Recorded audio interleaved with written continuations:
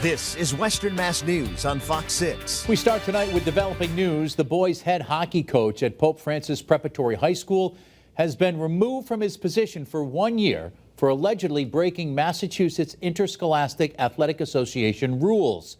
Welcome, everyone, to Western Mass News at 10 on this Wednesday. I'm Chris Pisano. Western Mass News reporter Glenn Kittle joining us live tonight in studio with more. Glenn? Yeah, Chris, the MIAA is investigating allegations made by another school that Foley committed a violation of MIAA Handbook Rule 40 for out-of-season coach-athlete contact limitations.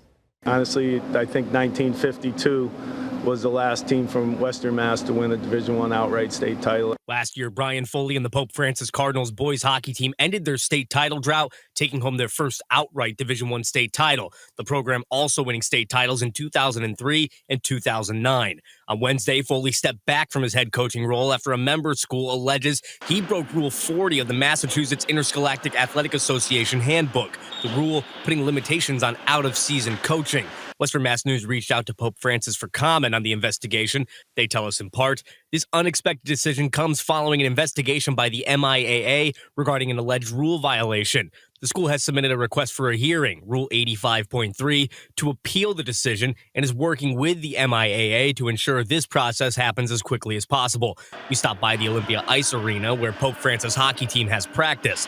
Players, parents, and coaches all had no comment on the matter. In the meantime, Pope Francis Preparatory School says Daniel Fenton will serve as the interim head coach for the Cardinals. We also reached out to Foley earlier today. He tells us the school is handling all statements at this time. Reporting in the studio, Glenn Kittle for Western Mass News.